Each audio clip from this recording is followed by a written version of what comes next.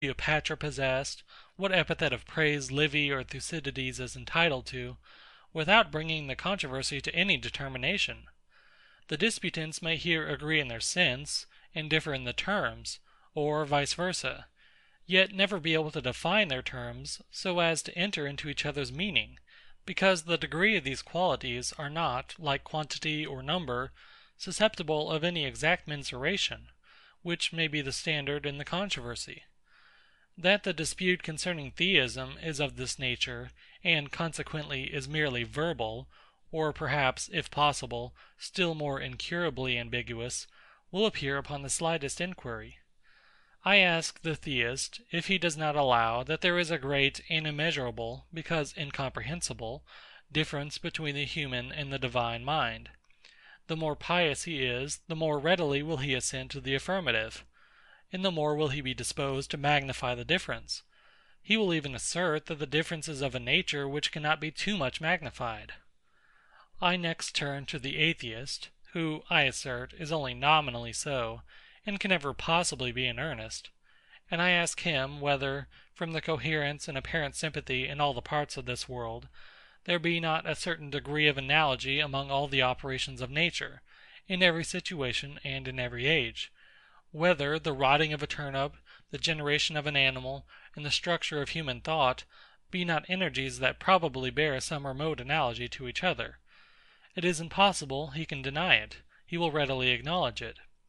Having obtained this concession, I push him still further in his retreat, and I ask him if it be not probable, that the principle which first arranged, and still maintains order in the universe, bears not also some remote inconceivable analogy to the other operations of nature, and among the rest to the economy of human mind and thought. However reluctant, he must give his assent.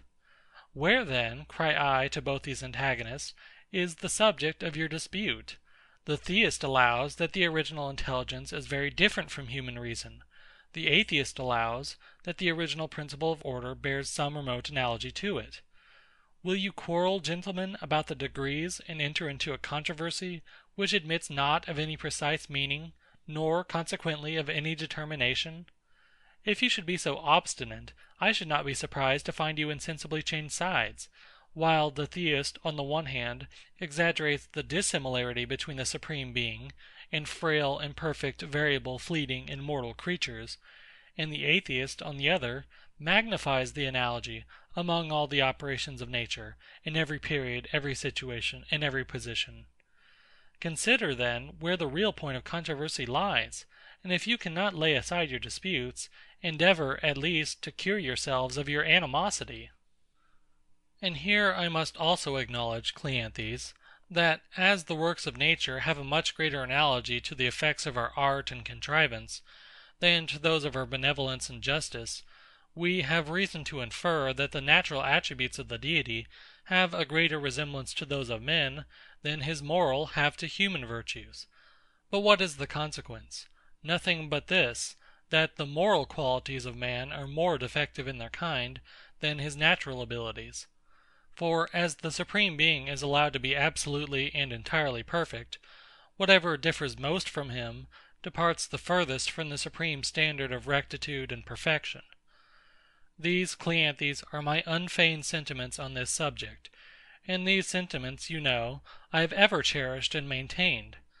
But in proportion to my veneration for true religion is my abhorrence of vulgar superstitions; and I indulge a peculiar pleasure, I confess, in pushing such principles, sometimes into absurdity, sometimes into impiety.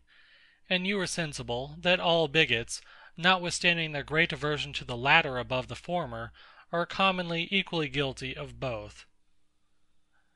My inclination, replied CLEANTHES, lies, I own, a contrary way. Religion, however corrupted, is still better than no religion at all. The doctrine of a future state is so strong and necessary a security to morals, that we ought never to abandon or neglect it. For if finite and temporary rewards and punishments have so great an effect as we daily find, how much greater must be expected from such as are infinite and eternal?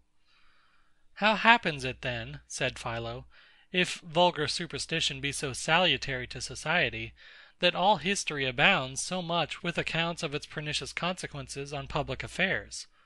Factions, civil wars, persecutions, subversions of government, oppression, slavery, these are the dismal consequences which always attend its prevalency over the minds of men. If the religious spirit be ever mentioned in any historical narration, we are sure to meet afterwards with a detail of the miseries which attend it; and no period of time can be happier or more prosperous than those in which it is never regarded or heard of. The reason of this observation, replied CLEANTHES, is obvious.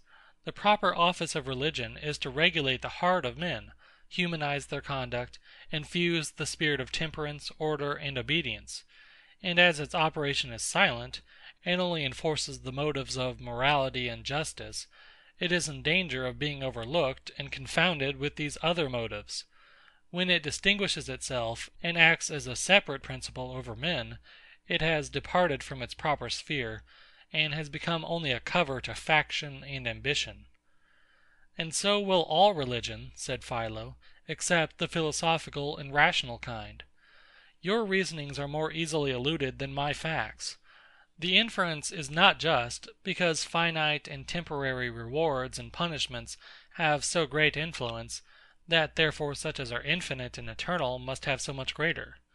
Consider, I beseech you, the attachment which we have to present things, and the little concern which we discover for objects so remote and uncertain. When divines are declaiming against the common behavior and conduct of the world, they always represent this principle as the strongest imaginable, which indeed it is, and describe almost all humankind as lying under the influence of it, and sunk into the deepest lethargy and unconcern about their religious interests. Yet these same divines, when they refute their speculative antagonists, suppose the motives of religion to be so powerful, that without them it were impossible for civil society to subsist; nor are they ashamed of so palpable a contradiction. It is certain, from experience, that the smallest grain of natural honesty and benevolence has more effect on men's conduct than the most pompous views suggested by theological theories and systems. A man's natural inclination works incessantly upon him; it is for ever present to the mind, and mingles itself with every view and consideration; whereas religious motives, where they act at all, operate only by starts and bounds, and it is scarcely possible for them to become altogether habitual to the mind. The force of the greatest gravity, say the philosophers, is infinitely small, in comparison of that of the least impulse; yet it is certain that the smallest gravity will, in the end, prevail above a great impulse, because no strokes or blows can be repeated with such constancy as attraction and gravitation. Another advantage of inclination: it engages on its side all the wit and ingenuity of the mind, and when set in opposition to religious principles, seeks every method and art of eluding them, in which it is almost always successful. Who can explain the heart of man, or account for those strange salvos and excuses with which people satisfy themselves, when they follow their inclinations in opposition to their religious duty?